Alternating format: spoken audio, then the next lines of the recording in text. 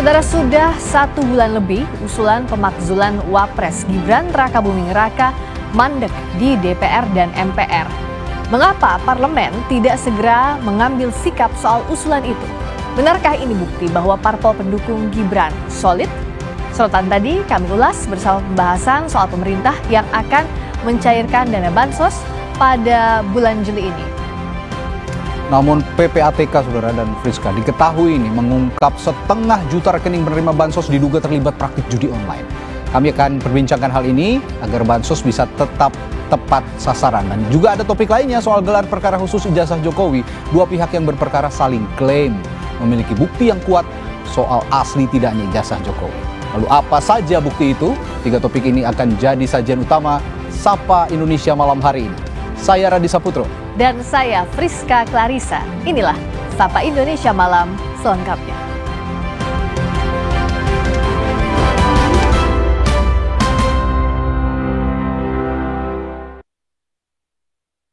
Kita ke informasi pertama. Bareskrim Polri akhirnya melakukan gelar perkara khusus kasus ijazah Jokowi setelah sebelumnya batal dilaksanakan pada Kamis 3 Juli 2025 lalu. Dua pihak berperkara hadir di Bareskrim Polri Rabu siang. Pihak yang berperkara, yakni tim pembela ulama dan aktivis TPUA sebagai pelapor dan Joko Widodo yang diwakili kuasa hukumnya sebagai pihak terlapor. Bareskrim menyebut gelar perkara khusus ini diajukan TPUA pada Senin 30 Juni 2025 lalu. Gelar perkara khusus ini dilakukan karena pihak TPUA menilai ada kejanggalan dalam penyelidikan Bareskrim yang menyimpulkan ijazah Jokowi identik.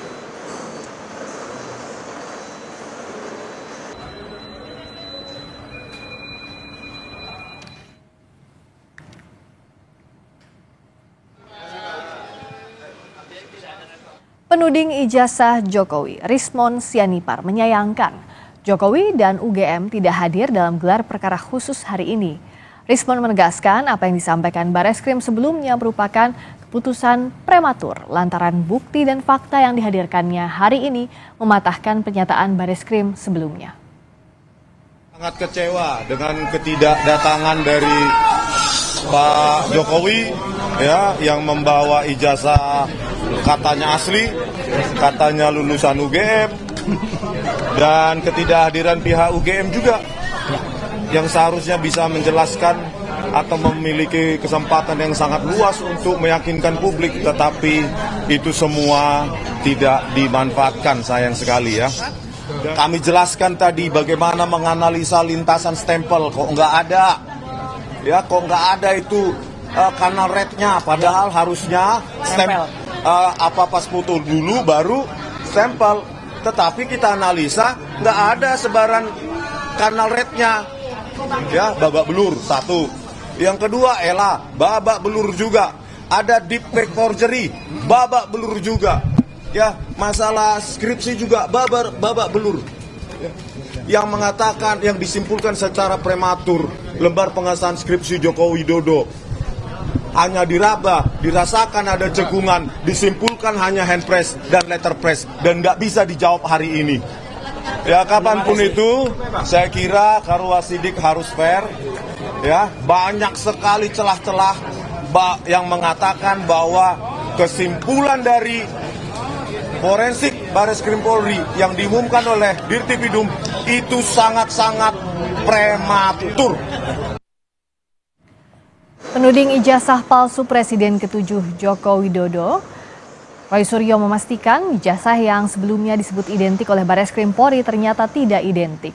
Roy menegaskan hal ini terungkap usai membawa bukti dan fakta saat gelar perkara khusus ijazah Jokowi berlangsung.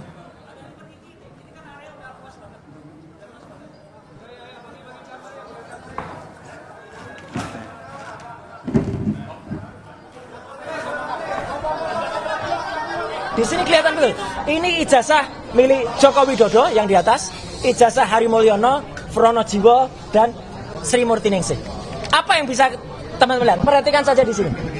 Ini udah huruf A, ini ada logo. Ijazah nomor 11-17, Sri Murtiningsih, huruf A-nya masuk. Ijazah milik 11-15, Pronojiwo, huruf A-nya juga masuk. Sayang kepotong, ijazahnya milik Hari Mulyono, huruf A-nya juga masuk. Ijazah milik Joko Widodo 11-20 Huruf A-nya dalam bahasa Jawa mencotot. Mencotot itu artinya keluar. Jadi tidak identik. Catat saja. Ijazahnya Joko Widodo mencotot, ya. Mencotot itu keluar. Artinya tidak identik. Hasil uji ELA atau error level analysis menghasilkan ijazah Jokowi menunjukkan error pada bagian logo dan pas foto. Artinya pas fotonya diganti, logonya diganti, dan lain sebagainya. Hasil face comparison menghasilkan pas foto di ijazah Jokowi not match, tidak cocok dengan foto yang Jokowi sekarang. Bahkan hasil face comparison menghasilkan pas foto di Jokowi itu cocok dengan foto orang lain. Clear ya? Nah, kemudian ijazah pembanding 1115 miliknya Pronojiwo, 1116 miliknya almarhum Hari Mulyono, 1117 miliknya Sri Murti Ningsih itu identik. Tiga itu identik. Tapi yang tiga identik ini tidak identik dengan ijazah 1120 milik Joko Widodo. Jadi ijazah Joko Widodo tidak identik. Clear, dan ijazah pembandingnya jelas. Palsu. Kemudian palsu. Sementara itu, kuasa hukum Jokowi Yakub Hasibuan bilang apa yang dilakukan dan disampaikan Bareskrim sudah sesuai prosedur dan membuktikan ijazah Presiden ke-7 Republik Indonesia itu asli. Yakub pun menyayangkan apa yang disampaikan Roy Suryo CS hari ini tak ada bukti baru atau novum. Kasus hari ini sudah selesai dan mengkonfirmasi bahwa penyelidikan yang dilakukan oleh Bareskrim Polri itu sudah sesuai dengan SOP yang seharusnya. Jadi case close. Kita tidak melihat lagi ada chance bahwa mereka karena gini, tadi mereka tidak berhasil untuk menunjukkan di mana cacatnya penyelidikan Bareskrim. Mereka juga tidak berhasil untuk memberikan novum bukti baru.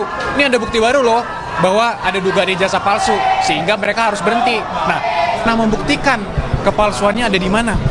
Padahal kan ini kebalik-balik gitu. Masa mereka yang mendalilkan keaslian, tapi mereka yang itu kepalsuan, itu palsu. Makanya tunjukin dong aslinya. Dan sampai hari ini pun, mungkin tadi rekan-rekan sudah dengar juga dari pihak mereka masih tetap sama juga memintanya, intinya tunjukin dong aslinya. Tadi saya sampaikan juga pada saat gelar khusus, kalau kita tunjukkan pun, walaupun kami tidak ada kewajiban hukum ya, kalau kita tunjukkan pun, bagi apa Anda memiliki otoritas untuk menentukan ini asli atau tidak? UGM yang mengeluarkan sudah mengatakan ini asli. KPU yang memverifikasi sudah mengatakan ini asli. Mereka lapor ke polisi. Polisi juga sudah bilang ini asli, identik, tidak ada dugaan tindak pidana. Sekarang mereka minta lagi gelar, masih belum puas. Walaupun menurut kami, awalnya kami keberatan juga dengan ada gelar ini, karena kami tidak melihat esensi dan urgensinya. Cuman kami tadi, menurut kami ini sudah sangat jelas, sudah clear bahwa penyelidikan terhadap dugaan penggunaan ijazah palsu atau pemalsuan ini oleh Pak Jokowi itu sudah resmi dihentikan. Sehingga sudah jelas bahwa ijazahnya itu asli. Sementara analis digital forensik yang dihadirkan pihak Jokowi, Joshua Sinambela bilang, apa yang disampaikan Roy Suryo CS tidak memiliki dasar. Joshua menambahkan ijazah Jokowi merupakan produk analog, bukan produk digital, sehingga pemeriksaannya lebih baik dilakukan secara analog.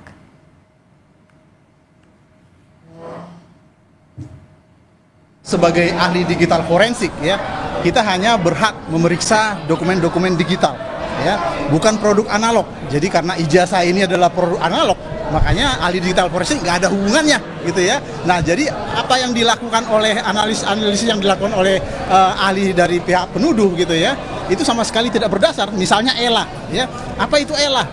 Error level analysis itu hanya bisa digunakan untuk mendeteksi tampering di file-file digital, ya, bukan ijazah fisik. Ya, jadi ketika misalnya ijazah fisik itu difoto, diupload ke internet gitu ya, kemudian dideteksi adanya tampering atau ada perubahan data di sana, itu tidak bisa dengan ELA karena dia tidak mendeteksi perubahan yang ada di dokumen fisiknya. Dia hanya bisa mendeteksi adanya tampering di dokumen-dokumen digitalnya. Kira-kira seperti itu. Selengkapnya terkait gelar perkara khusus ijazah Jokowi, kita tanyakan langsung ke jurnalis Kompas TV Asri Gunawan. Asri, apa yang digali Bareskrim dalam gelar perkara khusus hari ini dan apa saja hasilnya baik dari masing-masing kubu maupun dari Bareskrim? Ya Friska, penyidik Bareskrim Polri mengakomodir pelapor dan terlapor untuk memberikan keterangan dan juga pembuktian sekaligus mengkonfrontasi antara pelapor dan juga terlapor. Hal ini dilakukan tentu saja untuk menambah materi dan juga pendalaman dalam penyelidikan yang dilakukan oleh Bareskrim. Pihak pelapor dalam hal ini adalah TPUA, ini membawa 2 ahli. Pertama, ahli digital forensik Rismon Sianipar, kemudian pakar telematika Roy Suryo. Usai melakukan gelar perkara khusus yang dilakukan sekitar pukul 10 pagi sampai sekitar pukul setengah 3 sore tadi, Roy Suryo menyampaikan beberapa poin yang menjadi poin pembuktian ataupun juga argumentasi yang menguatkan tudingan ataupun juga laporan yang dilakukan oleh TPUA. Pertama, Roy Suryo menyampaikan pihaknya telah melakukan error level analysis terhadap ijazah Jokowi, di mana menurutnya ditemukan error pada foto dan juga logo di ijazah Jokowi. Yang kedua, dari Roy Suryo ini melakukan face comparison atau perbandingan wajah yang ada di foto yang ada di ijazah Jokowi dengan foto Jokowi. Dan menurutnya kedua foto tersebut tidak match, tidak sesuai begitu sehingga dinyatakan adalah orang yang berbeda. Roy Suryo juga mengatakan pihaknya melakukan perbandingan atau pembandingan terhadap 3 ijazah lain di mana ditemukan ada perbedaan dan dinyatakan atau diklaim oleh pihak Roy Suryo bahwa ijazah Jokowi ini palsu atau tidak identik begitu.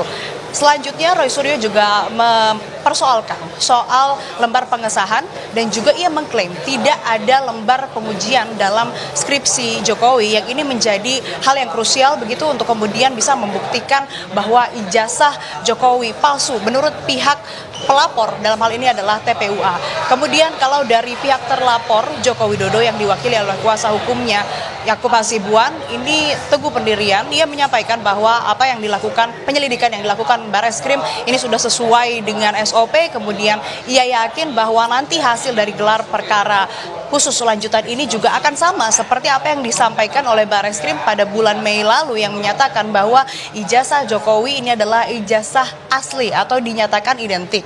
Dan dari ahli yang dihadirkan oleh pihak Jokowi, Joshua Sinambela selaku ahli digital forensik, ia mengatakan bahwa metode yang dilakukan oleh Roy Suryo dalam meneliti atau menguji ijazah Jokowi adalah metode yang kurang tepat. Jadi error level analysis yang digunakan oleh Roy Suryo ini tidak tepat karena seharusnya metode ini digunakan untuk dokumen digital, bukan dokumen analog sebagaimana halnya ini adalah ijazah Jokowi. Jadi itu yang disampaikan oleh kedua belah pihak, pelapor dan juga terlapor. Kemudian saat ini Bareskrim masih melakukan gelar perkara khusus lanjutan secara internal. Jadi kalau soal hasil saat ini sementara saya belum bisa menyampaikan, Friska, karena dari Bareskrim belum ada pernyataan apapun terkait dengan hal ini. Demikian, Friska. Asri, kita masih menunggu apa hasil dari pihak Bareskrim. Tapi saat ini kan tahapnya penyelidikan. Kalau sudah selesai gelar perkara khusus secara internal, apa kemungkinan proses selanjutnya yang bisa dilakukan dari pihak penyelidik? Ya, proses yang bisa dilakukan oleh pihak penyelidik begitu ya di Bareskrim Polri usai gelar perkara khusus lanjutan ini tentu saja apabila memang terbukti berbeda dengan apa yang disampaikan Bareskrim di bulan Mei lalu, tentu saja ini akan naik ke tahap penyidikan begitu, kemudian ditetapkan tersangka dan lain sebagainya. Tapi kembali kita belum bisa menyimpulkan, terlalu dini untuk menyimpulkan karena memang belum ada hasil yang dirilis oleh Bareskrim Mabes Polri. Kalau misalkan ini tidak dinyatakan apa yang menjadi argumen ataupun juga bukti-bukti yang ditambahkan oleh pihak Roy Suryo, oleh pihak TPUA selaku pelapor dalam hal ini, ya artinya tidak akan ada penyidikan dan ini tidak akan dilanjutkan. Kedua belah pihak, pelapor maupun terlapor ini saling klaim mereka memiliki bukti yang kuat soal asli tidaknya ijazah Jokowi. Jadi ini masih perlu kita cermati, Friska, bagaimana kemudian langkah yang akan dilakukan atau diambil oleh Bareskrim Polri dalam mengusut atau menindaklanjuti laporan atau tuduhan atas dugaan ijazah palsu Jokowi yang dilakukan oleh tim pembela ulama dan aktivis. Demikian, Friska, kembali ke Anda. Kalau sebelumnya ijazah Jokowi disebutkan oleh Bareskrim Polri identik, apakah akan sebaliknya atau sama dengan hasil sebelumnya dari hasil gelar perkara khusus ini? Kita nantikan. Terima kasih Asri Gunawan langsung dari Bareskrim Polri. Berikutnya saudara, kita ke sorotan lain. Ditugasi Presiden Prabowo Subianto mengurus Papua, Wakil Presiden Gibran Rakabuming Raka menyatakan siap ditugaskan dan berkantor di mana saja termasuk di Papua. Pernyataan Wapres Gibran ini sebagai respons dirinya atas apa yang disampaikan Menteri Koordinator Bidang Hukum, HAM, Imigrasi dan Pemasyarakatan Yusril Iza Mahendra. Menurut Gibran, Wapres sebagai pembantu Presiden harus siap ditempatkan dimanapun. Karena itu sebelum keputusan Presiden untuk penugasan ini keluar pun dirinya sudah siap untuk berkantor di mana saja termasuk di Papua. Ia menjelaskan penugasan Wapres mengurusi percepatan pembangunan Papua bukan hal baru. Ia pun mengaku sudah sering menugaskan Sekretariat Wapres untuk mengecek kesiapan program-program pemerintah termasuk fasilitas penunjangnya. Kantor di mana saja, bisa di Jakarta, di Kebun Sirih, bisa di IKN kalau Desember nanti sudah jadi, bisa di Papua, bisa juga di Klaten, di Jawa Tengah. Jadi kita dimanapun kita jadikan kantor. Misalnya kepresnya belum keluar pun saya juga siap kapanpun, karena apapun itu tim dari Setwapres juga sudah sering saya tugaskan untuk misalnya ke Sorong, ke Merauke untuk mengirim alat-alat sekolah, mengirim laptop, mengecek kesiapan MBG. Jadi nanti tinggal atur waktu aja ya.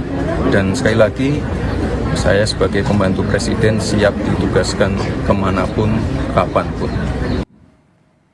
Sebelumnya, Menteri Koordinator Bidang Hukum, HAM, Imigrasi dan Pemasyarakatan Yusril Iza Mahendra menyampaikan penugasan khusus dari Presiden Prabowo Subianto kepada Wapres Gibran Rakabuming Raka untuk mengurusi masalah Papua. Menurut Yusril, bisa jadi Wapres Gibran akan berkantor di Papua. Yusril bilang penyelesaian masalah Papua menjadi penugasan khusus pertama dari Prabowo kepada Gibran. Yusril menjelaskan tugas Wapres Gibran di Papua yakni untuk mempercepat pembangunan dan mengurusi masalah HAM di Papua. Pemerintah dalam menangani Papua ini dalam beberapa hari terakhir ini sedang mendiskusikan untuk memberikan satu penugasan khusus dari Presiden kepada Wakil Presiden untuk percepatan pembangunan Papua. Ya itu ya saya kira ini pertama kali Presiden akan memberikan penugasan kepada Wakil Presiden untuk penanganan masalah Papua ini. Bahkan mungkin ada juga kantornya Wakil Presiden untuk bekerja dari Papua menangani masalah ini. Namun hari ini Menko Yusril meralat pernyataan sebelumnya. Menurut Yusril secara konstitusional, kedudukan Wakil Presiden berada di ibu kota negara bersama Presiden. Tak mungkin Wapres akan pindah kantor ke Papua. Jadi yang berkantor di Papua adalah Kesekretariatan dan personalia pelaksana dari badan khusus yang diketuai oleh Wakil Presiden itu. Ujar Yusril seperti kami kutip dari kompas.com hari ini Rabu 9 Juli 2025.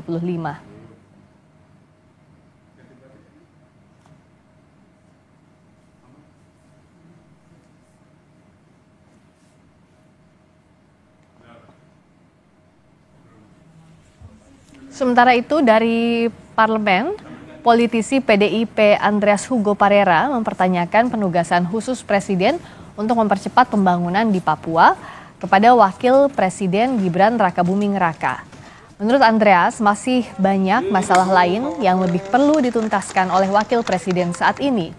Justru ia berpendapat penugasan Gibran ke Papua bisa menjadi masalah baru, mengingat pembangunan kantor pemerintahan di Papua saja belum merata.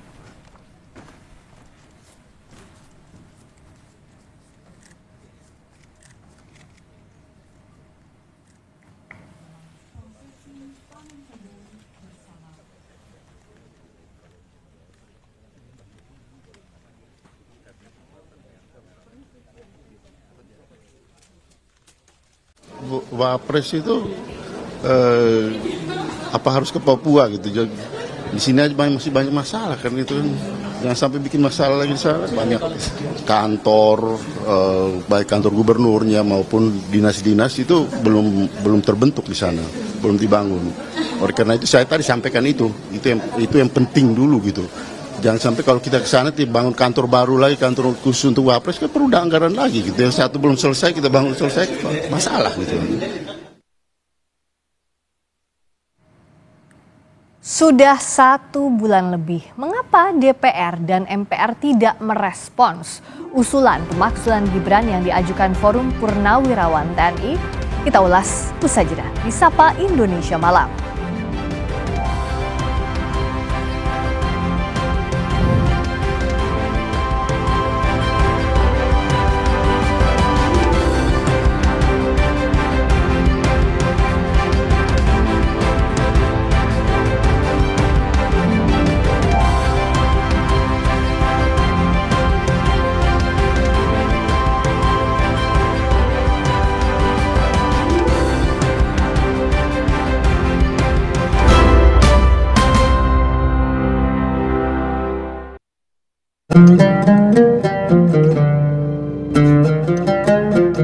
Allahu Akbar, Allahu Akbar, Allahu Akbar,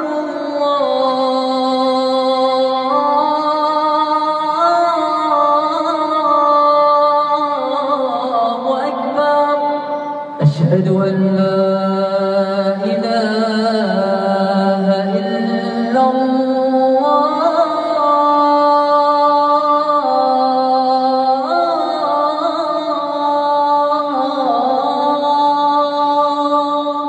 أشهد أن لا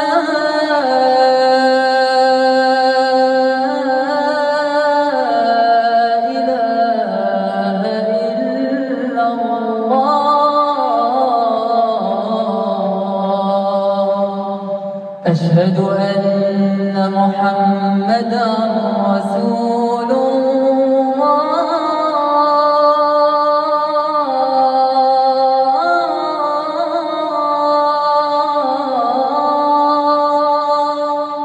أشهد أن محمدا رسول الله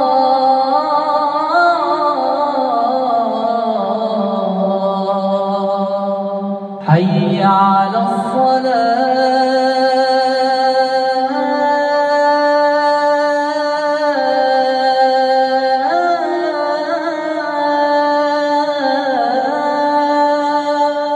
حي على الصلاة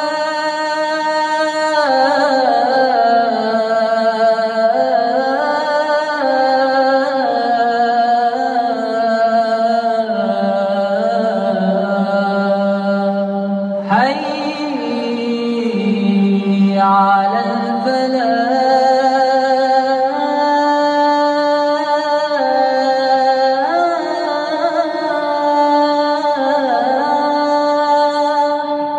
حي على الفلاح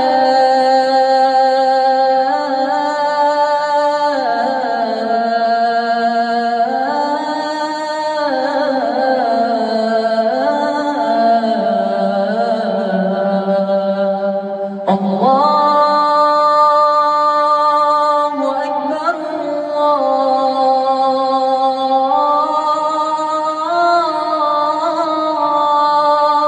الله أكبر لا إله إلا الله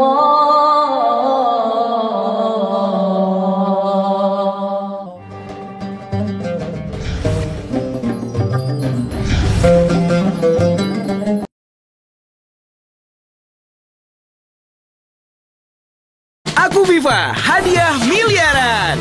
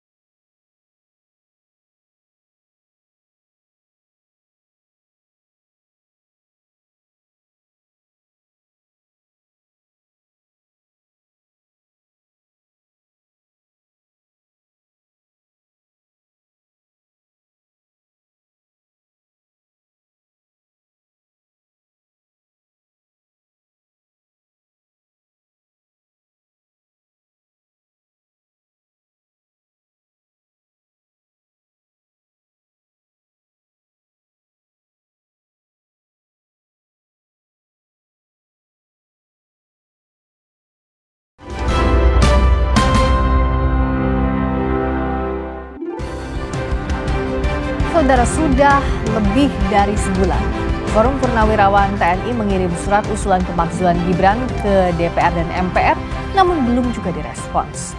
Politisi PDI Perjuangan menilai surat ini merupakan bagian dari aspirasi publik sehingga harus direspons pimpinan DPR dan MPR. Bagi seluruh rakyat Indonesia. Forum Purnawirawan Prajurit TNI telah mengirimkan surat tentang usulan pemakzulan Wakil Presiden Gibran Rakebuming Raka ke DPR dan MPR. Namun hingga lebih dari 1 bulan, surat itu belum direspons oleh DPR maupun MPR. Ketua DPR Puan Maharani mengaku belum menerima surat soal usulan pemakzulan Wapres Gibran. Namun Puan menjanjikan akan memproses surat itu sesuai mekanisme yang berlaku. Dengan surat, kita akan cek kembali apakah bisa langkah-langkah apa yang akan dilakukan, dan tentu saja kita akan proses nantinya dengan sebaik-baiknya. Belum ada. Sementara itu, MPR mengaku telah menerima surat tentang pemakzulan Wapres Gibran. Wakil Ketua MPR Edi Suparno bilang surat itu masih dikaji di Sekretariat Jenderal MPR sebelum ditindaklanjuti pimpinan MPR. Ya, kami juga sudah menerima surat itu. Tentu kita sedang menunggu hasil kajian dari Sekretariat Jenderal MPR tentang tindak lanjut atau permasalahan yang memang menyangkut surat tersebut. Jadi kami sifatnya dalam hal ini menunggu hasil kajian untuk kemudian kita lihat bagaimana kajian yang dilakukan oleh Sekretariat Jenderal MPR. Politisi PDI Perjuangan Andreas Hugo Pareira menilai usulan pemakzulan Wapres Gibran perlu direspons oleh pimpinan DPR dan MPR karena merupakan bagian dari aspirasi publik. Tunggu nanti pimpinan DPR yang ini kan, kalau ada perintah ya kita laksanakan. Tapi masuk akal nggak dorongan itu, karena kan sudah 2 kali dan sudah bersurat. Secara kan aspirasi masyarakat kan boleh aja kan. Dan secara konstitusi juga itu memungkinkan gitu kan. Kenapa enggak? Pengamat politik menilai meski ada peluang secara yuridis, namun para politisi saat ini belum serius menindaklanjuti usulan pemakzulan Gibran. Usulan ini bisa jadi akan ditindaklanjuti jelang pemilu 2029 mendatang. Saya melihat memang lebih memungkinkan celah yuridisnya, Mas ya, sebagaimana pernah terjadi di masa almarhum Pak Gus Dur ya. Jadi celah yuridis di mana waktu itu kalau saya nggak salah Pak Gus Dur itu ada problem di Bulog Gate yang walaupun tidak terbukti akhirnya. Jadi celah yuridis Mas Gibran ini kan tadi ada banyak ya, soal dugaan fufu-fafa, soal dugaan korupsi dan seterusnya. Jadi saya melihat kalau memang elit kita serius menindaklanjuti itu ya sebenarnya bisa. Tapi kalau will-nya ya, political will-nya belum muncul, belum ada, dan memang keluarga Solo ini kuat, ya ini lagi dan lagi layu sebelum berkembang. Sehingga pun kalau memang akan istilahnya munculkan kembali, momen itu bisa jadi akan kita lihat jelang pemilihan semacam itu. Jadi mekanisme yang apapun ada hari ini mungkin tidak akan dioptimalkan oleh para elit kita karena memang tidak ada situasi ekstrim yang muncul, Mas Bram. Forum Purnawirawan Prajurit TNI menyatakan telah menetapkan tenggat waktu bagi DPR untuk menjawab surat mereka. Forum Purnawirawan akan mengkaji langkah selanjutnya jika nanti DPR dan MPR tidak merespons. Tim Liputan, Kompas TV.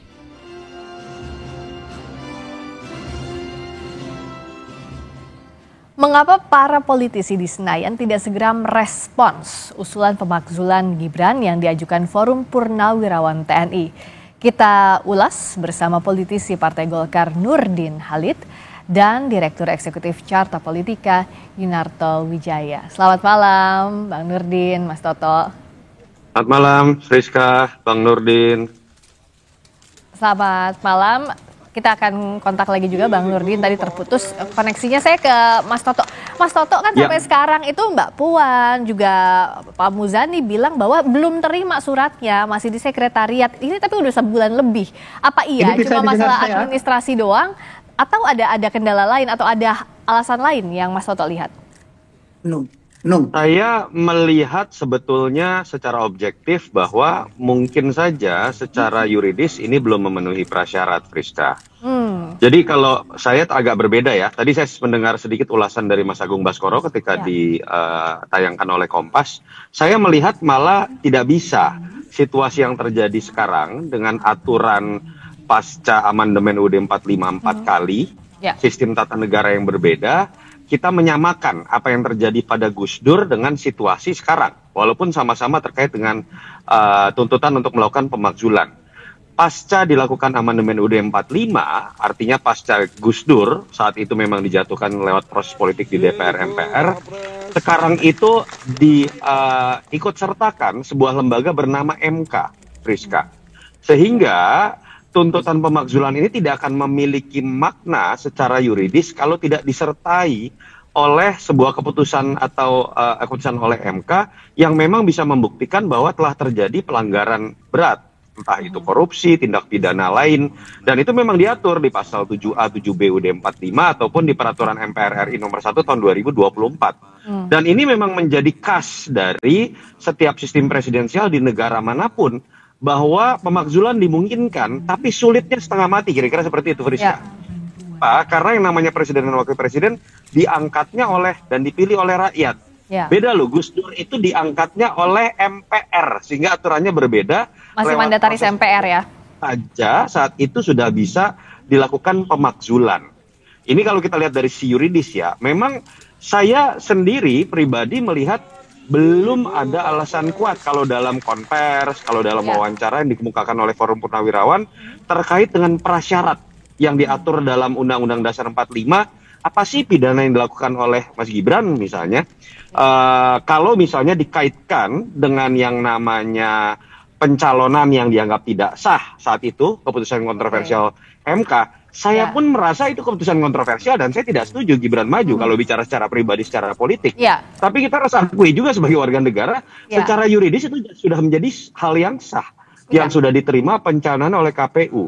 Itu yang menurut saya memang masih menjadi PR buat siapapun yang menginginkan pemakzulan, termasuk oleh para Forum Purnawirawan. Variabel kedua, sedikit Friska, memang ini juga akan jadi tantangan berat ketika kemudian andai kata betul ada alasan yang kuat terkait dengan prasyarat mengenai pelanggaran pidana dan lain-lain, tapi dibutuhkan juga suara mayoritas di DPR dan di MPR, artinya suara mayoritas dari partai-partai atau suara mayoritas dari DPD. Sementara kita tahu 85% partai itu kan adalah pendukung Prabowo Gibran.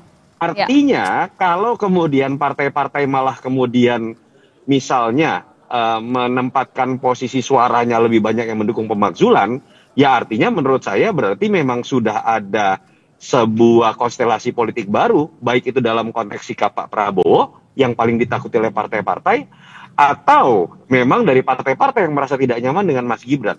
Ini rentetan prasyarat-prasyarat yang menurut saya harus dipenuhi kalau betul-betul ingin menjadi sebuah pemenuhan tuntutan dari pemakzulan terhadap Mas Gibran. Artinya apa? Saya bisa simpulkan ini sulit buat dilakukan. Sulit dilakukan. Saya mau follow up pertanyaan dari yang Mas Toto sampaikan tadi dulu ke Bang Nurdin. Kalau di koalisi sebenarnya masih solid nggak sih mendukung Mas Gibrannya juga sebagai pasangannya Pak Prabowo? Jadi kalau ditanya soal soliditas koalisi, itu lebih solid, saya nggak tahu apa istilahnya lagi. Pokoknya lebih kompak, lebih solid di dalam mendukung Pak Prabowo Gibran menjalankan asta cita Presiden Prabowo. Tidak ada celah dalam kaitan pelaksanaan program asta cita terhadap dukungan koalisi, itu sangat sulit, baik di eksekutif maupun di legislatif. Nah, saya sebagai salah satu anggota DPR itu saya merasakan betul bagaimana kesulitan, bagaimana kekompakan daripada koalisi pendukung Prabowo Gibran. Berkaitan dengan adanya usulan dari Purnawirawan, kita menghormati sebagai sebuah pendapat di era demokrasi, itu kita menghargai. Tetapi dengan dua alasan yang saya baca itu sama sekali tidak punya dasar. Tadi Bung Toto sudah mengatakan bahwa apapun kontroversinya, keputusan MK final and banding itu tidak bisa diganggu-gugat. Ya. Satu. Yang kedua, secara hukum juga dia disahkan oleh KPU. KPU adalah lembaga yang dijamin oleh undang sebagai penyelenggara pemilu yang independen itu. Yang ketiga, yang kedua adalah rakyat 58% memberi kepercayaan memilih Prabowo Gibran. Jadi secara konstitusi adalah tidak ada alasan sedikit pun untuk memasukkan Gibran. Yang kedua, alasan seolah-olah Gibran apabila terjadi sesuatu yang kita tidak harapkan terhadap presiden, maka dianggap tidak mampu. Dari mana dasarnya apa pendapat itu disampaikan. Oleh karena itu menurut saya tidak perlu MPR, DPR merespon daripada surat tersebut. Karena dan ini berbeda dengan Gus Dur. Waktu Gus Dur memang ada permasalahan konstitusi, ada permasalahan hukum gitu, sehingga direspon. Kalau sekarang apa? Bang yang Nurdin. direspon oleh MPR terhadap surat tersebut. Ya, kalau tadi anggaplah itu sebuah masukan sebagai pendapat dari segelintir. Ya, Bang Nurdin tadi kan bilang bahwa solid di legislatif, di eksekutif. Tapi kenapa nggak perlu direspons menurut Anda surat yang ada di MPR maupun DPR yang sampai sekarang masih di Sekretariat Jenderal? Kenapa tidak dijawab saja begitu bahwa itu tidak bisa? Untuk apa direspon kalau tidak punya? Untuk apa direspon? Kalau tidak punya dasar yang kuat secara konstitusi. Kita kan negara hukum, kita negara demokrasi, memahami, memaklumi adanya surat tersebut para purnawirawan, kita menghargai itu. Tapi kemudian follow up-nya tentu harus dilanjuti berdasarkan konstitusi, berdasarkan hukum. Sekarang kalau saya tanya, direspon dengan kaitan apa sementara dasar hukumnya tidak kuat sama sekali. Jadi itu menurut saya tidak perlu kita respon itu. Itu bagian daripada masukan pendapat daripada segelintir konstitusionalis yang tergabung dalam purnawirawan. Kita menghargai pandangan pendapat purnawirawan, tapi kemudian kita juga harus menghormati bahwa negara ini adalah negara yang mengedepankan konstitusi, negara demokrasi berdasarkan hukum. Di era murid partai tidak ada yang kita tidak usulkan kecuali menegakkan hukum, dan itu adalah konstitusi kita. Gitu. Kalau dari Mas Toto melihatnya apakah harus direspons atau enggak sih suratnya? Respons ini kan bisa setuju atau enggak ya? Bisa ditolak atau diterima gitu? Saya punya standing point yang sama dengan Bang Nurdin terkait dengan tafsir kita bahwa tidak ada alasan yang kuat dari Forum Purnawirawan ketika menjelaskan apa sih kesalahan Mas Gibran. Tapi dalam konteks secara administrasi ketatanegaraan, saya berbeda dengan Bang Nurdin. Menurut saya, diamnya DPR secara resmi, secara kelembagaan, ini malah memancing polemik seperti ini terus-menerus. Suratnya kan diajukan resmi secara kenegaraan kepada lembaga DPR. Ketika dianggap surat ini tidak memenuhi prasyarat untuk dilanjutkan secara kenegaraan untuk diproses menuju tahapan pemakzulan, misalnya karena tidak ada surat dari MK yang harusnya disertai terkait dengan peraturan yang memang ada di peraturan MPR nomor 1 2024, pasal 7A dan 7B UUD 45, harusnya dijawab secara kelembagaan oleh DPR bahwa kami tidak bisa meneruskan karena ada hal-hal yang tidak memenuhi syarat secara aturan. Case close. Masalah akan menjadi selesai, orang hukum, orang politik kemudian akan bisa mendapatkan jawabannya secara legal juga. Kalau didiamkan seperti ini, polemik akhirnya berlanjut. Itu yang menurut saya malah seharusnya terjadi. Nah itu kenapa tadi seperti yang Mas Toto sampaikan pun juga seperti pertanyaan saya, kenapa tidak direspon saja? Kalaupun tidak memenuhi prasyarat, disampaikan tidak memenuhi. Bang Nurdin. Mbak Rizka, Bung Toto, harus dipahami bahwa DPR itu ada tata tertib. Ya. Tidak semua surat itu harus direspon oleh pimpinan DPR. Kenapa? Karena setiap surat yang hasil pimpinan DPR harus melalui berbagai jenjang sesuai dengan tata tertib. Misalnya harus dibahas dulu di badan musyawarah, kemudian ada badan aspirasi, ya. Nah ini kan aspirasi. Nah badan aspirasi lah yang membahas dulu ini, kemudian menyampaikan apa yang harus ditindaklanjuti oleh pimpinan DPR. Nah kemudian apabila dianggap perlu itu harus diparipurnakan, maka pimpinan DPR menyampaikan kepada badan musyawarah. Badan musyawarah yang memutuskan apakah ini harus dibicarakan dalam pleno DPR RI, kemudian apa hasilnya, baru pimpinan DPR bisa melayangkan surat. Itu mekanisme.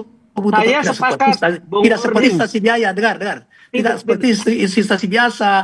Saya misalnya Kementerian Kementerian apa saja, surat bisa dijawab. Yang saya protes adalah tidak seperti itu.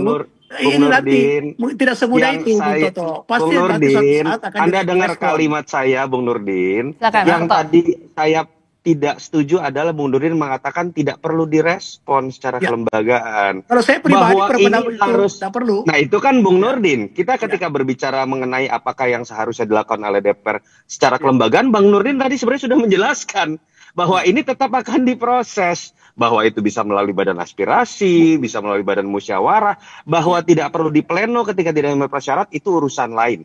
Tapi kalau kesimpulannya kemudian tidak perlu direspon, tanda kutip, karena tafsir pribadi dari masing-masing anggota DPR, malah itu yang menurut saya membuat polemik. Yang kedua, Friska, menurut saya ini jadi menarik loh, Friska. Kalau kita lihat tuntutan-tuntutan seperti ini, termasuk forum perwira-wirawan, ini menjadi menarik. Apa? Di satu sisi mereka sangat mendukung Pak Prabowo. Di sisi lain sangat menginginkan pemakzulan Mas Gibran. Menurut saya, kata kuncinya di sini adalah Pak Prabowo. Karena Pak Prabowo masih sangat dihormati oleh pihak-pihak yang Maksudnya kata kunci Pak Prabowo apa maksudnya, Bung Toto? Iya, Kata kunci Pak Prabowo kuncinya apa? adalah saya belum selesai sudah dipotong. Oke, satu-satu dulu ya. Tadi mau Ke Mas Toto dulu. Oke.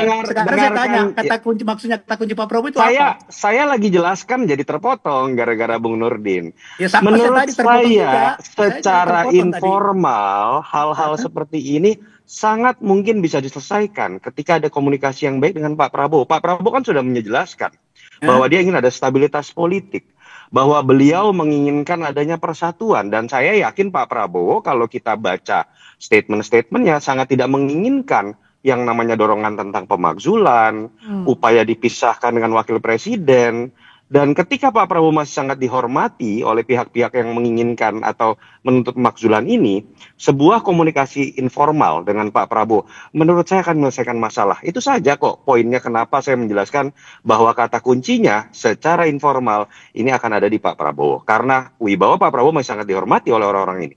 Oke. Kalau kita mendengar ya, Bung Toto, kalau kita mendengar ya konferensi pers oleh penasihat presiden dalam hal ini Pak Wiranto, sebenarnya sudah jelas sikap Pak Prabowo. Tidak perlu lagi disampaikan bahwa ini kata kunci Pak Prabowo. Itu sikap presiden itu sudah jelas yang disampaikan oleh Pak Wiranto waktu itu ya.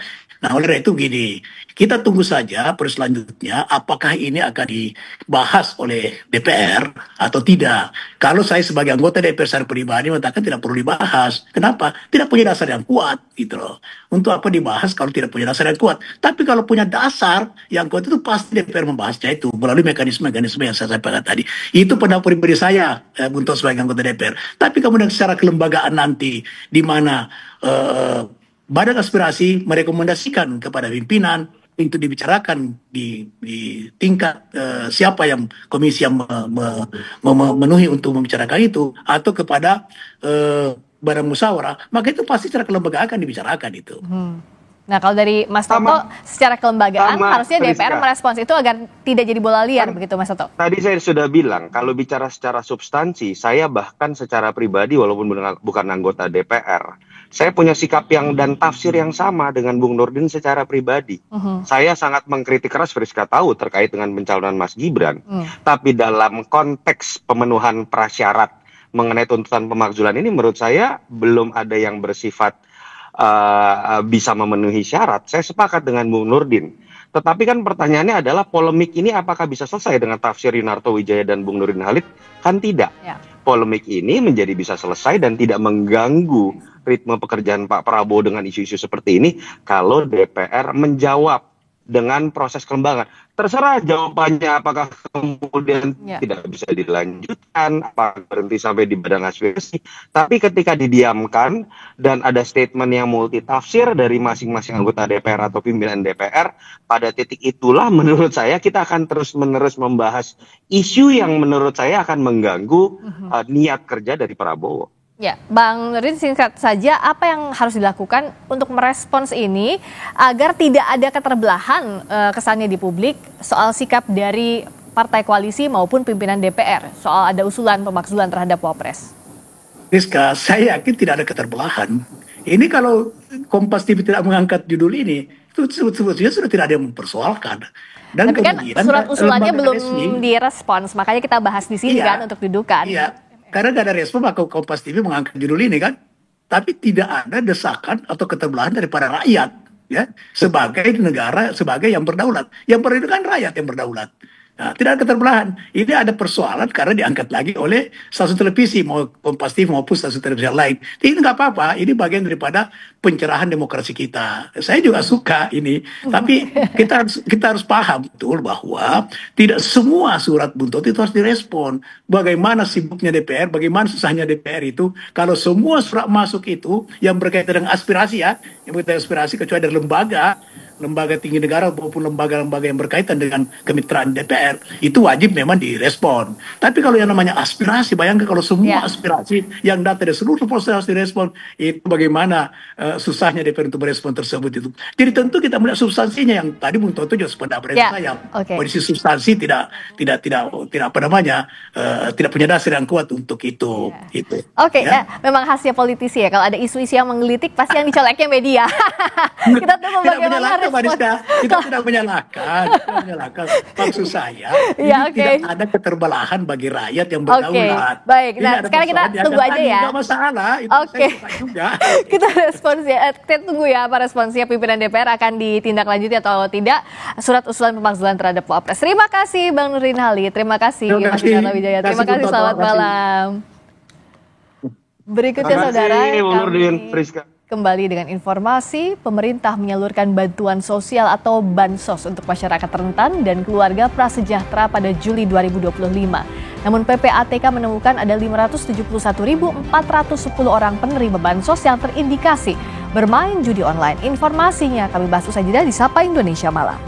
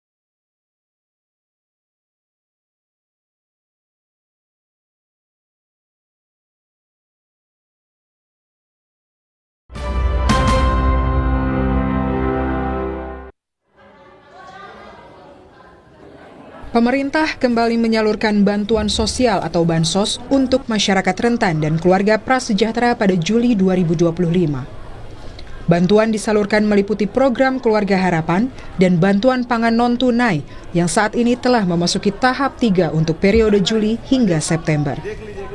Namun sayangnya, Pusat Pelaporan dan Analisis Transaksi Keuangan atau PPATK mengungkap ada sebanyak 571.410 orang penerima bansos yang terindikasi bermain judi online. Dalam keterangan resminya, Ketua Tim Humas PPATK menyatakan, data tahun 2024 dari 9,7 juta NIK pemain judi online, terdapat 517.410 NIK yang terindikasi sebagai penerima bansos sekaligus pemain judi online. Dari jumlah itu, terdapat 7,5 juta kali transaksi judi online dengan total deposito nyaris mencapai 1 triliun rupiah. Sementara itu, Menteri Sosial Saifullah Yusuf mengatakan perlu ada koordinasi dengan PPATK untuk mendeteksi kegunaan dana bansos yang terkirim ke rekening yang diduga terafiliasi dengan rekening judi online. Sebelumnya, ada sebanyak 28 juta rekening penerima bansos yang diserahkan ke Mensos kepada PPATK. Mensos juga menambahkan akan melakukan analisa terhadap data rekening temuan PPATK tersebut. Jadi dari penelusuran kami itu kita memang memerlukan koordinasi dengan PPATK supaya kita tahu dana yang kita salurkan itu benar-benar dimanfaatkan atau tidak. Maka seluruh rekening bansos, penerima bansos yang dari Kementerian Sosial semuanya kami serahkan kepada PPATK. Oh ya, nanti kita periksa dulu, nanti kita evaluasi. Ini kan baru pertama ya. Nanti belum kita terima secara resmi, tapi itu hasil sementara yang kita terima aja dari PPATK. Ya nanti kita analisis, kita evaluasi dulu. Nanti kalau sudah semua kita terima datanya akan kita asesmen. Itu baru informasi sementara dan itu baru dari satu bank. Sementara di sejumlah wilayah, pelaksanaan pemberian bansos telah berlangsung.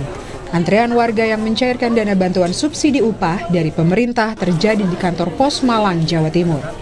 Pemerintah memberikan opsi pencairan dana bansos melalui kantor pos bagi masyarakat yang tidak memiliki rekening Bank Himbara. Karena nggak ada ATM dari Himbara ya, kan cairnya di rekening Himbara. Selain itu di pos.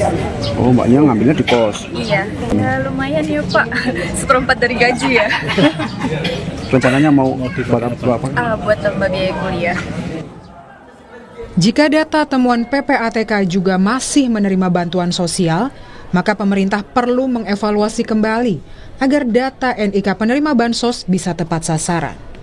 Kementerian Sosial perlu mengambil langkah serius terhadap 571.410 orang penerima bansos yang terindikasi melakukan praktik judi online.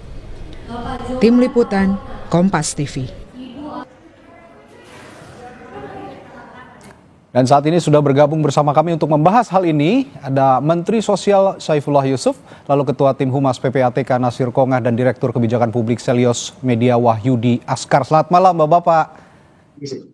Selamat malam. Ya. Baik, Pak Menteri, saya ke Pak Nasir dulu ya, karena PPATK yang awal mula mengidentifikasi adanya penerima bantuan sosial yang terindikasi melakukan praktik judi online. Saya ke Pak Nasir. Pak Nasir, bagaimana sebenarnya awalnya PPATK ini mengidentifikasi sekitar 500.000 lebih penerima bansos yang terlibat judi online ini? Apa metodologi pencocokan yang dilakukan, metodologi pencocokan datanya? Ya, sebelum saya jawab, ingin saya sampaikan satu patah kata dulu ya Mas ya. Silakan. Bantuan adalah wujud cinta negara pada rakyatnya.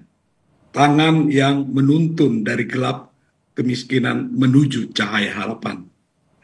Namun bila cinta itu dibelokkan untuk mengadu nasib pada meja maya perjudian, maka yang lahir bukan kesejahteraan, melainkan kesia-siaan yang beranak pinak. Jadi memang ada data yang disampaikan oleh Pak Menteri ya, kepada PPATK itu sebesar 24 juta lebih. Lalu kita punya data 9,7 juta pemain judi online di tahun 2024. Nah, kedua data itu kita benturkan tuh Mas. Maka ditemukanlah 571.000 yang orang yang menerima bansos juga bermain judi online. Oke. Dan perputaran uang dari judi online ini cukup besar. Hampir 1 triliun. Wah, luar biasa. Ya, jadi persisnya 957 miliar ya. Ya. Nah, ini kan sesuatu yang sangat mendasar untuk kita perbaiki, dan alhamdulillah koordinasi kerjasama kami dengan Pak Menteri itu cukup baik sehingga langkah-langkah berikutnya bisa lebih optimal lagi. Lalu kemudian penerima bansos itu memang sesuai dengan arahan Bapak Presiden, tepat guna ya, sesuai dengan sasaran. Begitu harapan kita, Mas. Oke, baik. Kalau gitu saya langsung ke Pak Menteri. Pak Menteri, kalau gitu langkah konkretnya Kementerian Sosial untuk memverifikasi ulang data penerima bansos yang terindikasi bermain judi online ini apa saja? Yang pertama-tama kita memang dalam rangka bansos tepat sasaran. Ini dulu. Oke. Untuk itu yang diperbaiki adalah datanya dulu. Maka itu kemudian Presiden mengeluarkan Inpres nomor 4 tahun 2025 tentang data tunggal sosial dan ekonomi nasional. Inilah ya bagian dari upaya untuk supaya ke depan bansos tepat sasaran. Dan yang mengelola data ini adalah BPS. Maka itu triwulan kedua saya perlu sampaikan bahwa pembagian penyaluran bansos itu ada triwulanan. Triwulan pertama, triwulan kedua gitu. Waktu triwulan pertama kita masih menggunakan data lama. Tapi setelah keluarnya Inpres ini, maka kita menggunakan data yang baru ini, DTSEN. Nah, ketika kita berpedoman pada DTSEN, kita mulai menemukan beberapa yang kita perlu tindak lanjuti. Pertama, ketika kita melakukan ground check ya, kepada 12 juta penerima, itu ada 1 juta lebih yang bisa dikatakan tidak layak untuk menerima bansos. Nah, setelah itu kita mulai coba salur. Tapi ternyata ada hambatan-hambatan ketika kita menyalurkan itu. Nah, dengan adanya hambatan-hambatan itu kita koordinasi dengan Himbara. Ternyata ada beberapa, begitu banyaklah, sekitar 3 juta rekening yang belum cocok sama nicknya, namanya kurang, dan lain sebagainya. Tapi itu bertahap kita atasi. Sekarang tinggal 300-an ribu. Nah, kemudian kita baca berita bahwa PPATK juga memblokir sejumlah nomor rekening yang mungkin dianggap bermasalah. Maka itu kemudian ada keinginan kita untuk mengetahui lebih jauh tentang profil dari sisi rekening penerima bansos. Karena perlu kami sampaikan, bansos ini semua jelas peruntukannya. Jadi ini bantuan bersyarat yang tidak bisa digunakan untuk kepentingan-kepentingan di luar peruntukannya. Misalnya ini bantuan untuk asupan ibu yang sedang hamil, asupan untuk bayi, untuk lansia, untuk penyandang disabilitas, itu jadi jelas semua peruntukannya. Maka itu kemudian kami izin kepada Presiden untuk berkoordinasi dengan PPATK. Nah, setelah mendapatkan izin dari Presiden, saya ketemu dengan Pak Ketua, Pak Ivan, kita sampaikan 28 juta data-data penerima bansos yang pernah mendapatkan bansos gitu ya, 28 juta lebih, 28,4 juta rekening penerima bansos yang dari Kementerian Sosial. Nah, supaya kita nanti bisa memperoleh suatu gambaran yang lebih utuh tentang penerima bansos, karena penerima bansos ini ada yang juga sudah 10 tahun, 15 tahun gitu. Ini tidak hanya soal yang bermain judul, tapi juga sedang diperiksa sekarang ini berapa saldo dari penerima bansos itu. Kalau nanti ada yang lebih dari 5 juta, 6 juta, 3 juta misalnya, itu pun juga sudah perlu untuk dilakukan pendalaman. Nah, ini adalah temuan pertama dari PPATK yang akan kita tindak lanjuti. Kita akan jadikan bahan untuk evaluasi terhadap semua penerima bansos kita. Baik, ini saya tertarik juga dengan pernyataan Pak Menteri tadi. Pak Menteri, saya setuju juga kalau Kementerian Sosial melakukan profiling begitu profiling ulang ya kepada para anggota penerima bansos begitu, warga yang menerima bansos. Karena menurut saya soal judi online ini juga masalah perilaku. Terkadang mereka layak menerima bansos. Tapi perilaku yang menyimpang inilah yang menyebabkan mereka akhirnya bermain judi online meskipun dengan dana yang terbatas atau uang yang terbatas. Nah, bagaimana Anda juga Pak Menteri melihat atau melakukan profiling yang tepat begitu, memberikan bantuan sosial ini kepada orang yang benar-benar berhak menerima dengan perilaku-perilaku yang saya sebutkan tadi? Ya, yang pertama sekali lagi basis kita adalah data. Makanya datanya terus diperbaiki, datanya terus dilakukan pemutakhiran setiap 3 bulan sekali. Ini salah satu cara kita. Yang kedua, betul tadi, kita akan mendalami profil dari para penerima bansos itu. Salah satu caranya memang bekerja sama dengan PPATK. Ini nanti akan mulai ditelusuri lebih jauh. Maka ini hanya temuan pertama dan ini di satu bank hanya tahun 2024. Iya Pak Nasir ya, kalau nggak salah. Ini hanya tahun 2024. Ini sebenarnya menarik sekali ini.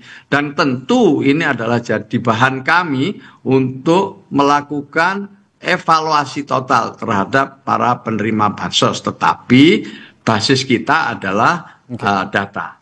Yang kedua tadi sempat disinggung, bagaimana ini kalau memang mereka ini adalah keluarga yang memang membutuhkan bansos. Jadi tapi dia punya perilaku kebiasaan untuk ikut judi online. Nah, ini satu hal lain yang harus kita berikan suatu ada unsur edukasinya, ada sanksinya, yang nanti banyaklah varian-variannya ini. Ya. Baik Pak Menteri. Saya ke Bung Media.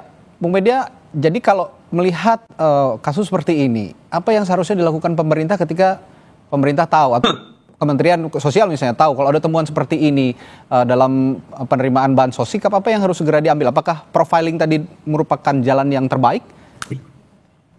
Ya, pertama ini fakta pahit yang harus kita telan ya. Bansos yang harusnya meningkatkan kesejahteraan masyarakat digunakan untuk judol. Dan saya mengapresiasi Kementerian PPATK terbuka, tidak menutupi masalah ini. Cuman memang kritik saya adalah kita selalu lambat merespon persoalan yang ada di publik. Karena masalah judol ini sudah berkembang selama 3, 4, 5 tahun terakhir. Dan ketika judol digunakan dari bansos, itu sebetulnya datanya sudah ada dari sejak beberapa tahun yang lalu. Dan dari studi yang saya lakukan, itu setiap kali PKH disalurkan, transaksi di agen bank itu mengalami peningkatan secara signifikan. Dan kami melakukan studi ini di Indonesia bagian Barat dan Indonesia bagian Timur. Jadi realitanya sudah jelas. Sekarang persoalannya gimana mengatasinya? Saya sepakat ada persoalan kultural, ada perilaku. Tapi saya kira intervensi yang lebih tepat adalah soal struktural.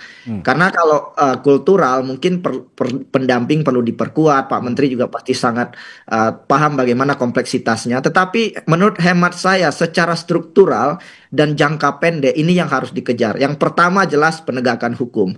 Dan ini yang sangat-sangat lambat menurut saya hari ini. Karena judol itu adalah kejahatan yang paling mudah mengatasinya menurut saya. Karena pemerintah punya otoritas, punya regulasi, punya tenaga hukum. Bahkan teknologi pemblokiran hari ini itu sudah ada dan terus berkembang. Jadi jika dioptimalkan sebetulnya pemblokiran situs judi itu bisa dilakukan dengan cepat, terlepas dari segala kompleksitasnya.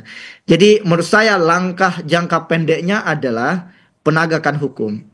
Karena kalau tidak, yang terdampak hari ini itu adalah masyarakat rentan. Kita nggak bisa salahkan masyarakat rentan. Ekonomi hari ini sedang susah.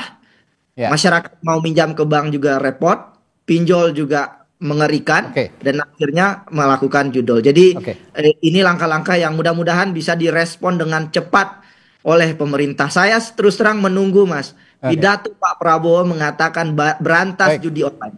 Tapi hari ini kita belum mendengar itu, atau mungkin saya belum mendengar itu dari Pak Prabowo. Itu yang mungkin saya kira juga perlu didorong hari ini. Saya kembali ke Pak Nasir. Ini karena PPATK punya kewenangan untuk memantau langsung rekening-rekening yang ada di masyarakat begitu ya, termasuk penerima bansos. Pak Nasir, kalau memang nanti terdeteksi misalnya terjadilah, kita tidak ingin ini terjadi, tapi misalnya terjadi terlanjur terkirim ke penerima bansos, tapi ternyata disalahgunakan begitu ya, salah satunya dengan bermain judi online. Ini mekanismenya apakah bisa ditarik lagi atau tidak, Pak Nasir? Ya, jadi memang salah satu tugas dari PPATK adalah memberikan rekomendasi ya. Dan dari hasil analisis itu nanti kami akan beri rekomendasi kepada Pak Menteri dan instansi terkait lainnya. Nah, untuk ditarik kembali, ini memang agak sulit karena memang biasanya uang itu sudah dikonsumsi ataupun dipakai untuk hal yang lain. Nah, seperti itu. Oke, baik.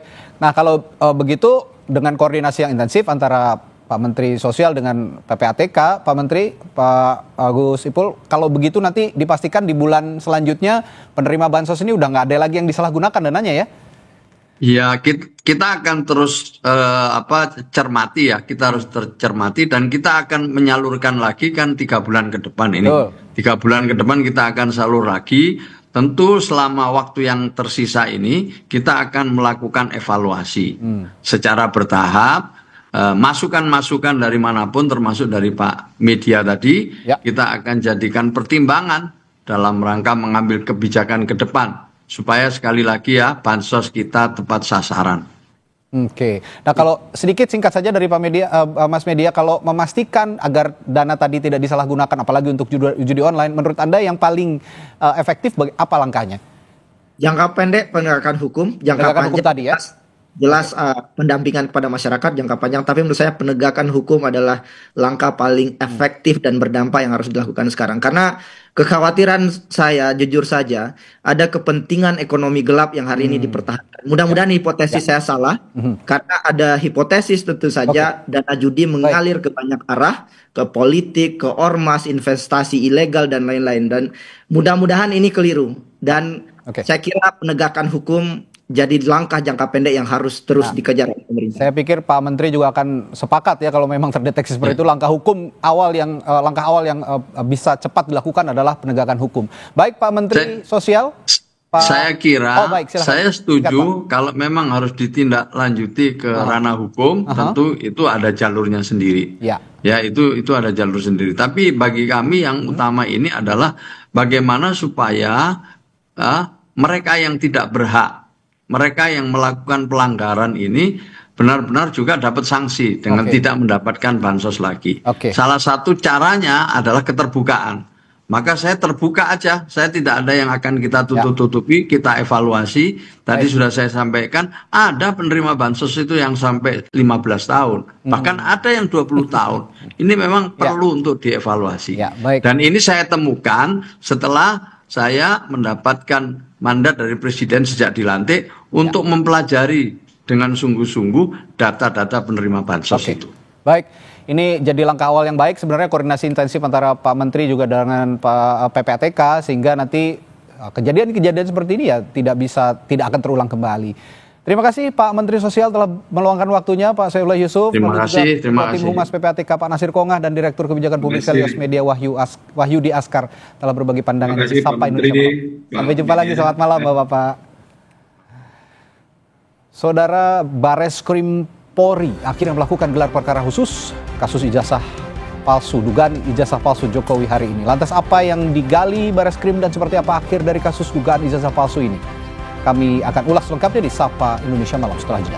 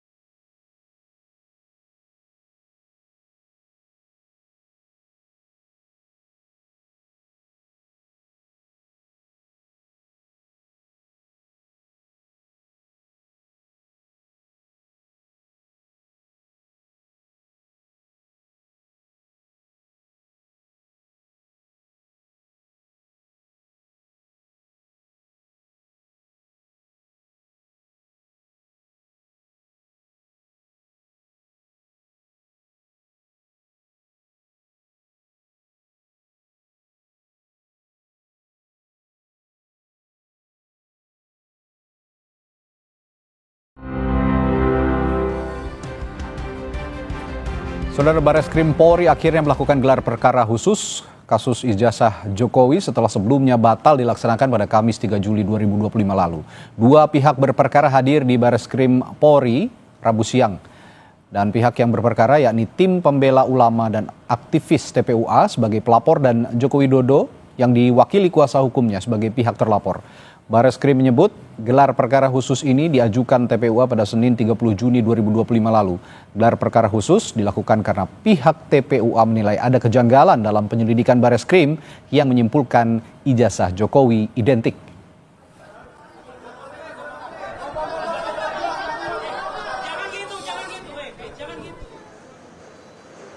Penuding ijazah palsu Presiden ke-7 Republik Indonesia Joko Widodo Roy Suryo memastikan ijazah yang sebelumnya disebut identik oleh Bareskrim Polri ternyata tidak identik.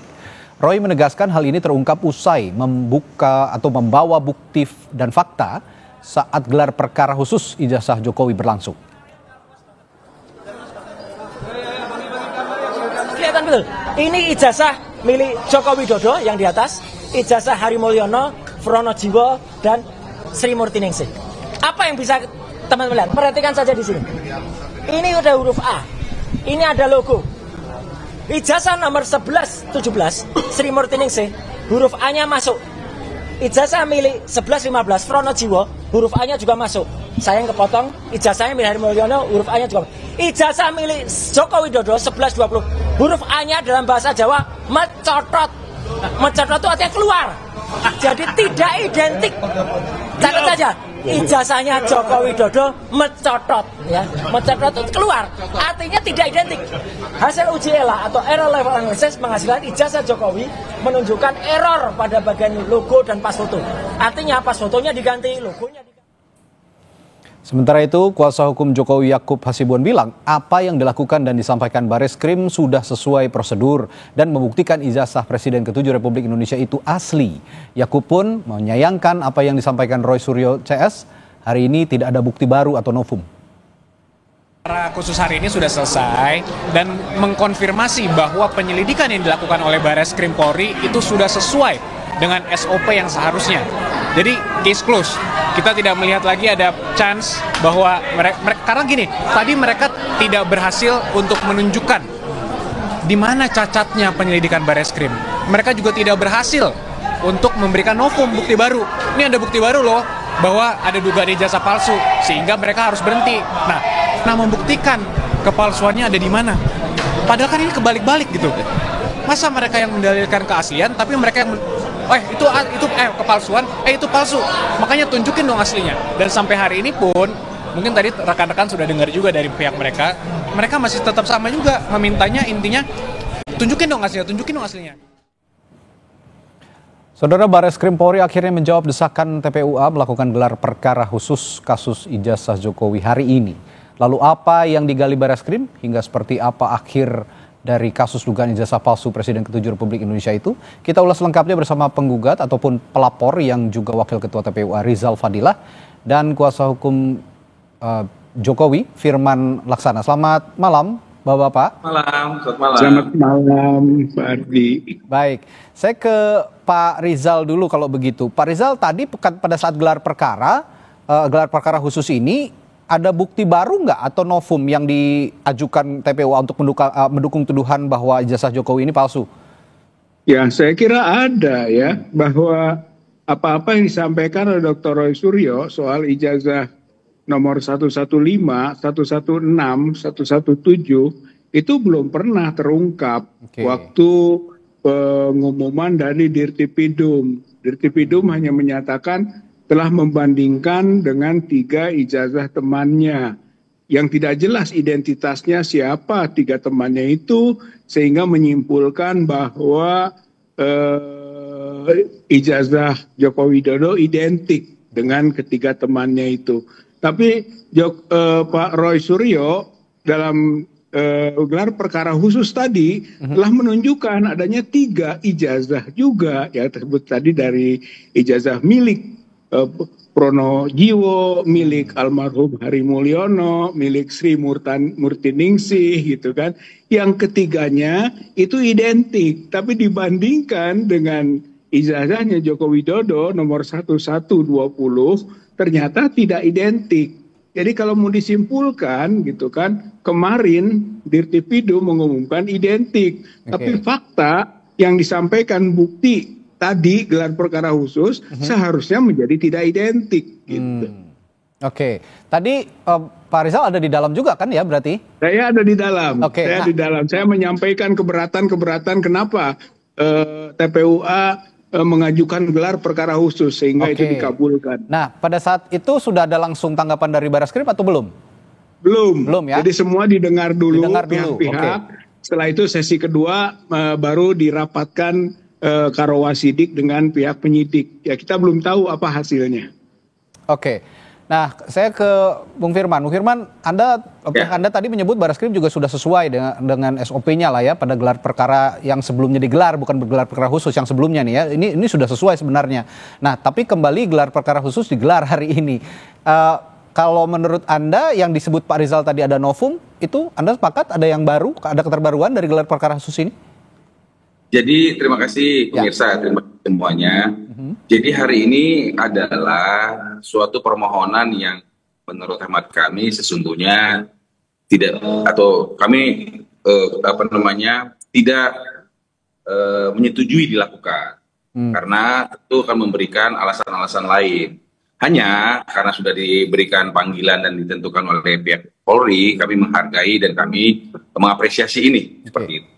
Itu dulu. Kemudian mengenai apa yang disampaikan oleh Pak Rizal tadi, bahwa apa yang disampaikan itu sebenarnya tidak mempengaruhi apapun, karena tentu apa yang disampaikan baik yang katanya ahli dan sebagainya itu tentu kan harus ada kualifikasinya, ada tata caranya.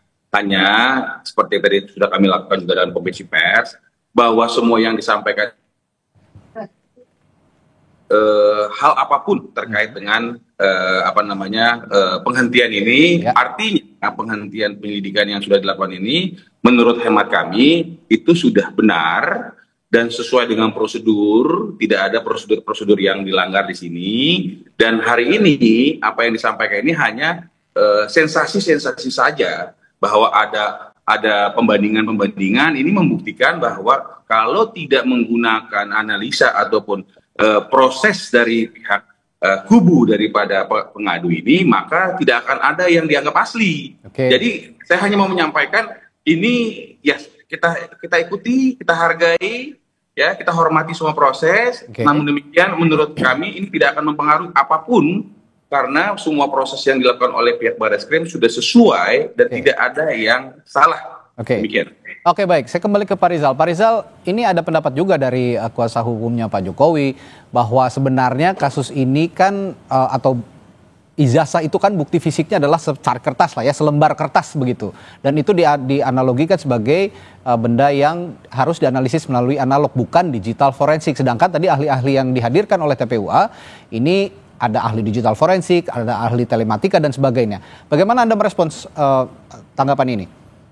Ya, saya kira pada awalnya kita berharap gitu Pak Jokowi. Ya, Pak Rizal. Baik, sepertinya kami mengalami kendala komunikasi dengan Pak Rizal. Kami akan coba kembali hubungi Pak Rizal, tapi sambil menunggu Pak Rizal tersambung kembali, saya kembali ke Pak Firman dulu. Pak Firman, apa betul tadi dari Anda juga ada seperti itu, ada anggapan seperti itu yang saya sebutkan tadi?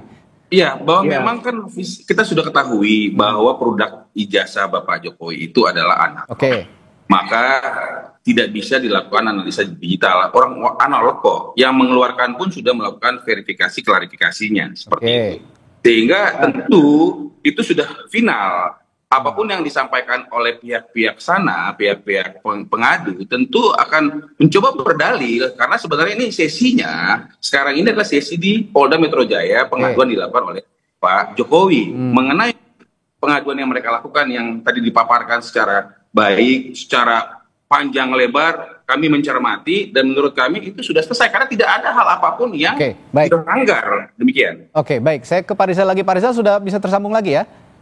Oke, Pak Rizal, sudah. tadi terputus, mohon maaf, Anda tadi komunikasi Anda terputus, sehingga saya juga belum bisa menangkap apa yang Anda sampaikan.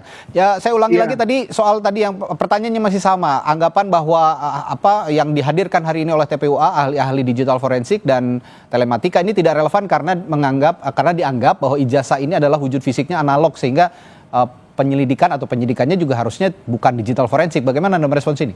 Ya, sebetulnya dengan gelar perkara khusus yang disebut pengulangan, katakanlah dari gelar perkara yang awal yang kita tidak puas karena kita tidak dimintakan pandangannya, diharapkan kalaupun mau analog yang ada, ya itu tunjukkan gitu. Sehingga dengan begitu maka bisa dilakukan pengujian walaupun mungkin tidak sekarang, tapi setelah itu. Tapi sudah jelas sekarang gitu dengan objek yang sama. Namun karena tidak ada, ya berarti kita berangkat dari analisa yang ada gitu. Dan bukan berarti bahwa belum pernah ditunjukkannya oleh Joko Widodo yang asli, bukan berarti sama sekali tidak tahu kita tentang hal yang dikualifikasi asli itu gitu, karena sudah beberapa kali ditunjukkan gitu kan, oleh Sandi Putra kepada wartawan, bahkan oleh dekan, bahkan yang terakhir walaupun fotokopi itu oleh pihak Bareskrim sendiri yang dipublikasikan, yang ternyata bahwa itu sama saja dengan yang beredar, di mana foto Pak Jokowi berkacamata, yang itu juga sudah diajukan semacam keberatan kita. Benar enggak bahwa itu fotonya Joko Widodo, dan itu pada waktu pengumuman Dirtipidum itu tidak diungkap gitu. Nah, diharapkan tadinya sekarang dijelaskan karena itu sudah diungkapkan sebagai keberatan. Kalau itu analog dari ya silahkan aja dibuktikan. Tapi ternyata tidak gitu ya. Tadi itu sama sekali tidak menjelaskan apa-apa pihak Dirtipidum, hanya mengulang saja apa yang sudah diumumkan. Pak Firman, kalau gitu, kalau kata Pak Rizal tadi, kalau analog ya silahkan tunjukkan aja ke wujudnya begitu. Kalau terima kasih. Itu gimana? Terima kasih statementnya bahwa secara nyata kepada halayak dunia, kami pada waktu itu dipanggil dan dimintakan membawa ijazah. Ini penting nih. Dikasih aslinya. Itu dikasih, kemudian dilakukan pemeriksaan oleh pihak-pihak terkait dari Polri, termasuk dari Puslap Polri. Ini itu pun sudah disampaikan tadi bahwa itu sudah kami berikan, dan oleh karena itu ada foto pada saat serah terima. Itu tadi yang barusan Pak Rizal sampaikan. Ini mengkonfirmasi bahwa seluruh proses yang dilakukan itu adalah dilakukan secara analog, sehingga dalam forum ini saya berterima kasih pada Pak Rizal bahwa itu sudah dilakukan, maka tadi kami menyampaikan tidak ada pelanggaran apapun dan benar bahwa ketika itu produknya analog maka harus diperiksa secara analog. Padahal tadi yang disampaikan oleh yang informasinya adalah ahli yang disampaikan oleh pendumas atau pengadu itu adalah digital dan sebagainya lah. Dan kami tidak melihat itu sebagai suatu nilai yang berarti, namun kami serahkan kepada pihak Bareskrim Polri untuk menilai dan sebagainya, karena tentu kami menghormati proses yang dilakukan tadi. Demikian. Baik, tadi Anda juga sempat menyinggung Pak Firman bahwa ini ada proses juga yang saat ini berjalan ya, proses hukum di Polda Metro Jaya. Saya juga ingin mengupdate juga, sudah sejauh mana sebenarnya prosesnya dan apakah Anda juga menjerat para terlapor? Jadi sudah ada 40 sekian orang yang dipanggil, kemudian sudah dilakukan verifikasi, kemudian sedang terus dicermati dan dikaji. Tentu pihak Polda Metro Jaya mengkaji dengan sangat hati-hati dan seksama. Dan bersama ini kami dengan telah dilakukannya gelar khusus yang diajukan oleh pihak pendumas Prof. Egy CS, maka kami menilai ya sudahlah, kita cermati dong next episode. Apa episode berikutnya? Episode berikutnya adalah bagaimana kami dapat menyajikan pengaduan yang diajukan oleh Bapak Jokowi atas dugaan fitnah dan pencemaran nama baik itu. Dan silakan aja kalau ada tadi yang mau disampaikan apa lagi segala macam, memperkuat dalil mereka mengatakan ini dan itu, silakan. Forumnya Polda Metro Jaya. Jadi kita juga tidak boleh debat kusir. Kita juga harus ada penyelesaian hukum, itu harus ada endingnya. Kalau memang udah dikatakan penyelidikan berhenti, ya kita harus hormati. Kira-kira gitu. Baik, terakhir kalau gitu saya ke Pak Rizal, kalau memang akhir episodenya, kalau tadi kata Pak Firman, akhir episodenya itu berakhir di Polda Metro Jaya melalui laporan yang diajukan oleh Pak Jokowi, gimana tuh Pak? Kalau menurut saya endingnya di Bareskrim, Tetap di Mabes Bareskrim. Polri. Kami iya, karena itu menunjukkan dulu palsu atau asli. Oke, baik, Kalau baik. sudah dibuktikan asli, bolehlah pencemaran, fitnah berjalan Oke, gitu. Tapi kalau belum ada yang asli dan palsunya belum jelas, bagaimana ada fitnah, Oke. bagaimana ada pencemaran begitu. Jadi berbeda pandangan mungkin Pak Firman bahwa Ya. menurut kami penyelesaiannya di Bareskrim gitu. Ya makanya jadi kalau kita mendalilkan bahwa itu adalah suatu kepalsuan, Ya, maka tentunya kan digunakanlah forumnya untuk membuktikan kepalsuan, bukan sebaliknya. Bukan kami disuruh membuktikan suatu hal yang Pak Firman. tunjukin seperti itu. Jadi saya mau meluruskan bahwa episode di Bareskrim sudah selesai. Baik, Pak Firman. Sekarang kita berlanjut di Polda Metro Jaya atas pengaduan Bapak Jokowi. Demikian. Sebenarnya yang bisa menjawab adalah Bareskrim Polri sendiri karena yang menerima data-data, yang menerima berbagai pendapat dari kedua belah pihak adalah Bareskrim. Bareskrim menyimpulkan bagaimana akhir episode dari kasus itulah ini tadi dikatakan, sekarang sedang nanti proses diupayakan oleh apa Bareskrim. yang dilakukan terhadap ijazah itu akan dilakukan lagi di Polda Metro Jaya. Ya, nanti kita cermatin seperti itu. Baik, nanti juga kabarnya Bareskrim malam hari ini juga akan menggelar konferensi pers. Kita akan nantikan apa kesimpulan dari Bareskrim yang tadi sudah menggelar perkara secara khusus kasus yang bergulir soal ijazah Pak Jokowi yang saat ini bergulir di Bareskrim Polri. Terima kasih Bapak-bapak, Pak Rizal, Pak Firman telah berbagi pandangannya. Selamat malam. Sampai jumpa lagi, Pak. Saudara, Kejaksaan Agung sita 72 kendaraan operasional PT Sritex di Sukoharjo, Jawa Tengah. Kami hadirkan informasinya sesaat lagi di Sapa Indonesia Malam.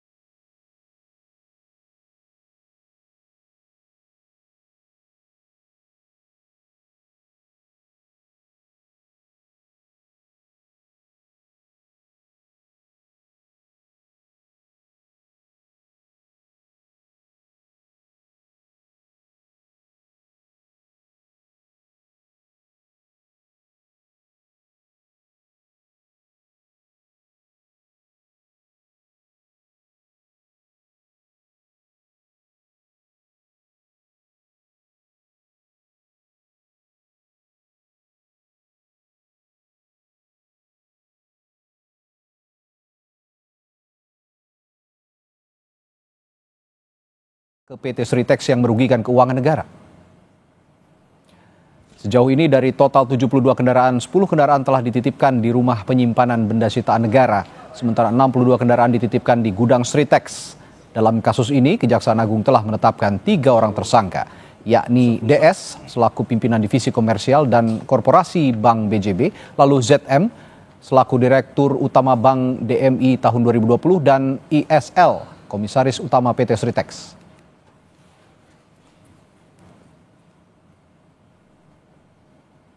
Pada hari Senin tanggal 7 Juli 2025, penyidik pada jajaran Jampitsus telah melakukan penyitaan terhadap 72 unit kendaraan dari PT Sritex yang ada di Sukoharjo. Tentu penyidik dalam kaitan ini karena melihat bahwa barang bukti ini bisa sebagai alat kejahatan atau hasil kejahatan atau barang bukti ini berada dalam penguasaan yang bersangkutan sehingga penyidik melihat bahwa ada keterkaitannya sehingga melakukan penyitaan. Sorotan lainnya, Satreskrim Polres Klaten, Jawa Tengah mempercepat penyelidikan pelemparan batu terhadap kereta api Sancaka yang menyebabkan 2 penumpang terluka. Dibantu Polsuska dan petugas keamanan, polisi menyisir perlintasan kereta api yang diduga menjadi lokasi pelemparan batu, tepatnya di Desa Merbung, Kecamatan Klaten Selatan. Untuk mempercepat menemukan barang bukti dan pelaku pelemparan batu, Polres Klaten berkoordinasi dengan PT KAI, khususnya Daerah Operasional 6 Yogyakarta. Dari penyisiran ini, polisi diharapkan dapat menemukan barang bukti dan segera menangkap pelaku pelemparan batu itu.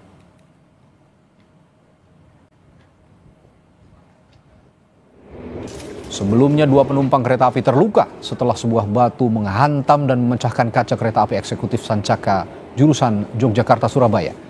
Dalam video yang beredar di media sosial, batu yang memecahkan kaca kereta api sempat terekam seorang penumpang. Peristiwa ini terjadi di kereta api Sancaka pada Minggu malam 6 Juli lalu.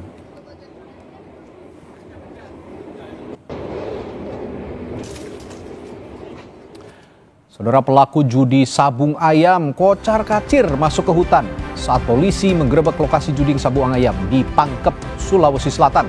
Simak informasinya setelah jeda di Sapa Indonesia Malam.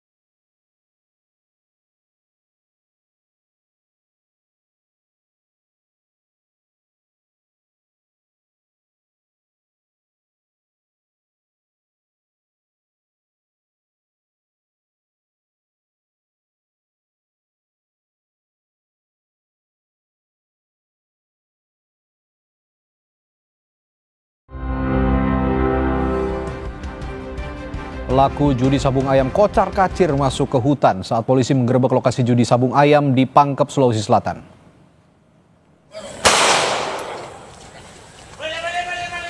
Tembakan peringatan diberikan petugas saat menggerebek judi sabung ayam di Desa Mandale, Kabupaten Pangkep. Namun melihat adanya polisi, pelaku langsung berlarian masuk ke dalam hutan. Seluruh pelaku melarikan diri dan polisi menyita 9 ekor ayam sebagai barang bukti. Polisi kemudian membakar lokasi judi sabung ayam ini agar tidak kembali digunakan pelaku.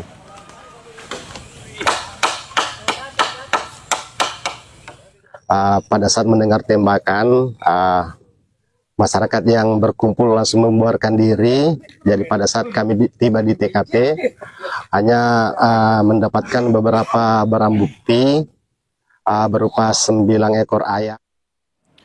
Kita ke topik lainnya, saudara. Jenazah diplomat muda Kementerian Luar Negeri Arya Daru Panguyunan yang ditemukan tewas di dalam kamar indekos dimakamkan di Bantul, Yogyakarta.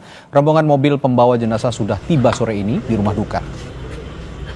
Jenazah almarhum Arya Daru tiba sore tadi di Yogyakarta dan duka mendalam menyelimuti keluarga Arya yang telah menyiapkan proses pemakaman. Sebelum dimakamkan, jenazah disemayamkan di rumah duka di Jalan Munggur, Bantul, Yogyakarta. Jenazah dimakamkan di Taman Pemakaman Umum Sunten, Jomblangan, Banguntapan, Bantul, Yogyakarta.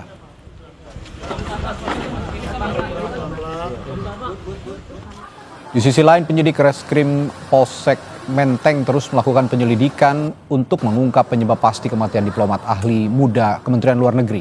Kapolsek Menteng Kompol Reza Rahandini mengatakan pada pemeriksaan awal CCTV di indekos korban tidak ditemukan adanya orang lain yang masuk ke kediaman korban. Dari hasil olah tempat kejadian perkara, polisi juga tidak menemukan tanda-tanda kekerasan di tubuh korban. CCTV awal pun yang kita sudah periksa, itu tidak ada tanda-tanda juga masuk orang lain, karena mengingat akses ke tempat kosan itu lumayan hanya one way saja. Berita menarik lainnya akan kami hadirkan setelah jeda di Sapa Indonesia Malam. Tetaplah bersama kami.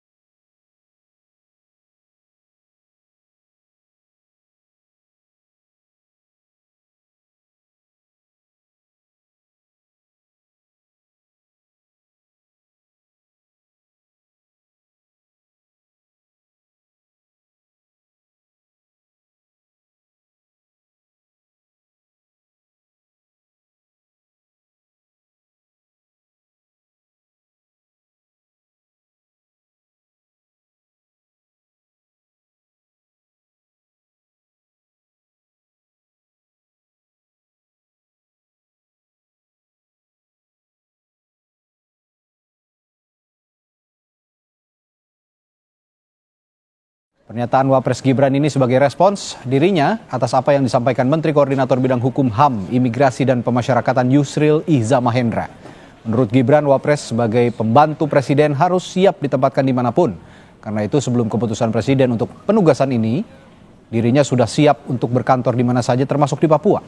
Ia menjelaskan penugasan Wapres mengurusi percepatan pembangunan Papua bukanlah hal baru. Ia pun mengaku sudah sering menugaskan Sekretariat Wapres untuk mengecek kesiapan program-program pemerintah termasuk fasilitas penunjangnya.